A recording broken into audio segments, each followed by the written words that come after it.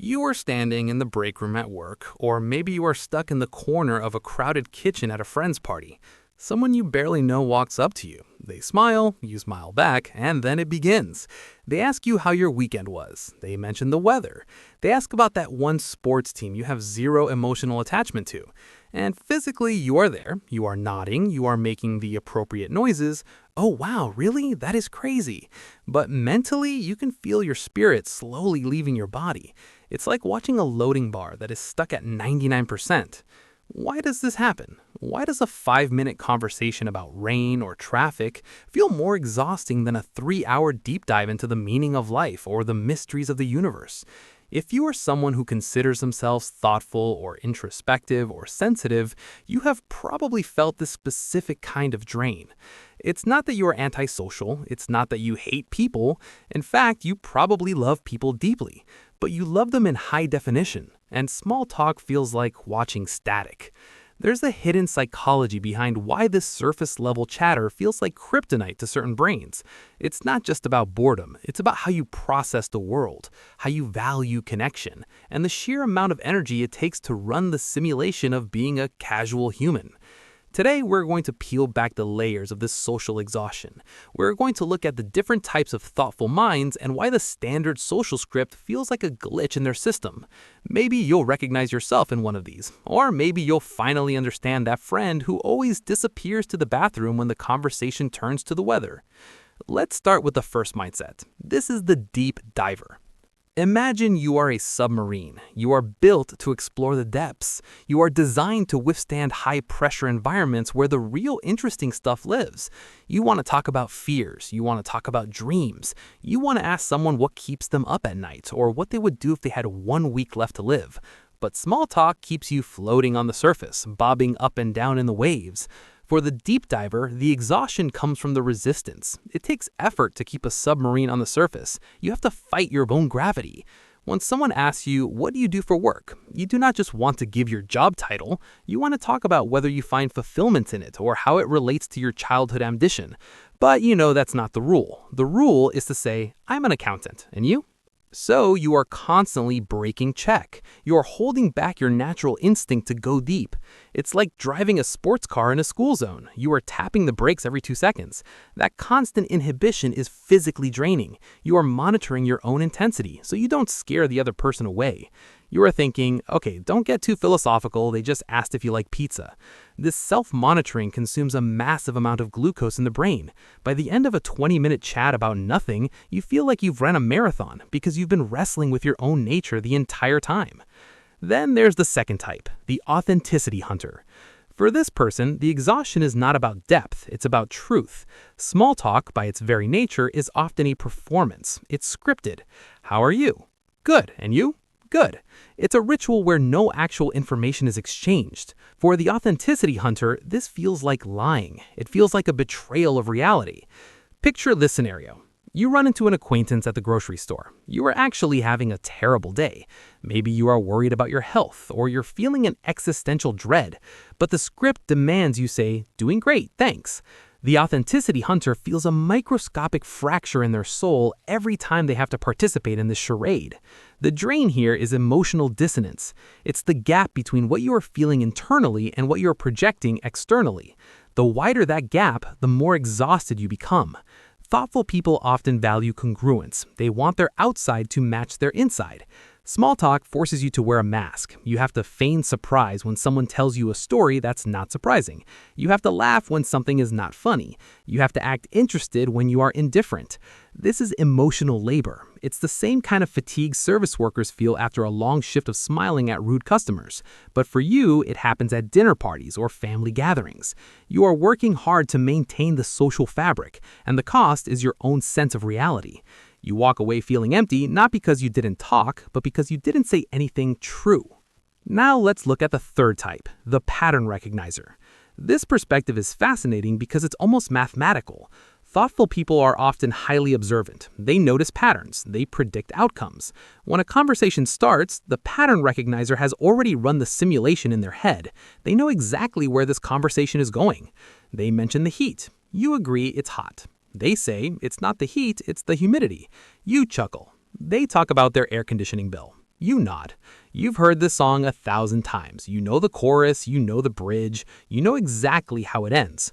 For the pattern recognizer, the exhaustion comes from the sheer repetition. It's the boredom of predictability. Your brain craves novelty. It wants new data. It wants to be challenged. Small talk is the cognitive equivalent of eating plain oatmeal for every meal. It offers no nutritional value to your mind. You find yourself zoning out. You start looking at the wallpaper. You start counting the number of times they say the word like. And then you feel guilty. You tell yourself to focus, to be present. But your brain is a hungry animal, and there's no me here. The effort it takes to force your attention onto something that offers no stimulation is immense.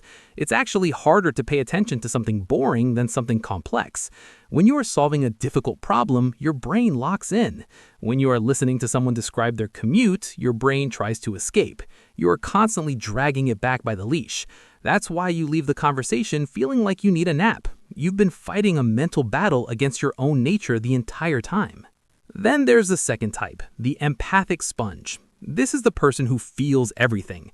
When you are in small talk situation, you're not just listening to the words. You are reading the micro expressions. You are sensing the other person's anxiety. You can tell they're uncomfortable too. You can feel that they're trying to impress you or that they're insecure about their job.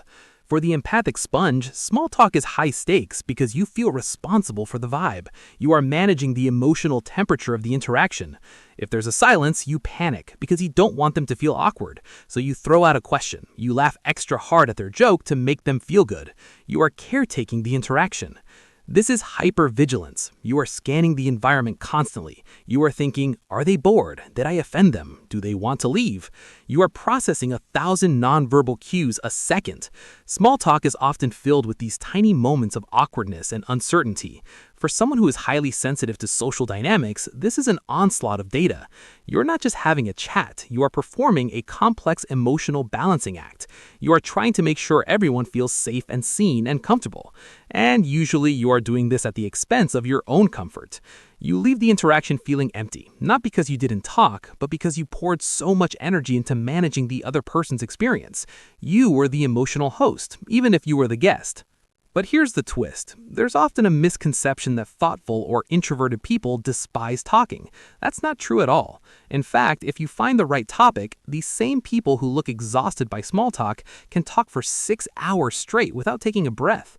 Have you ever noticed that switch? You're at a party, standing awkwardly with a drink in your hand, fading fast, and then someone mentions a specific book you love, or they bring up a theory about human psychology, or they confess a weird, irrational fear.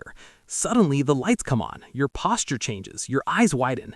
The energy that was gone a second ago comes rushing back. That proves that the issue is not social interaction itself, the issue is the bandwidth of the connection. Small talk is low bandwidth. It transmits very little data and very little emotion.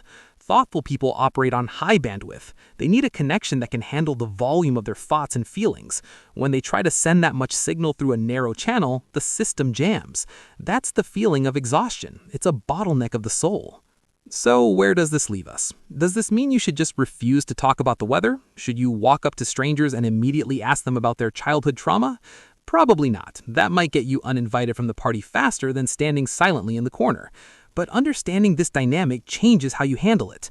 It allows you to stop judging yourself. You are not broken because you can't feign excitement about casual Fridays. You just have a different fuel source.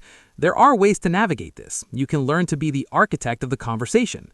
Instead of passively waiting for the topic to get interesting, you can gently steer it. When someone asks you, "How are you?" instead of saying, "Good," you can say, "Honestly, I've been thinking a lot about this weird documentary I watched." You can offer a hook. You can drop a little bit of depth and see if they bite.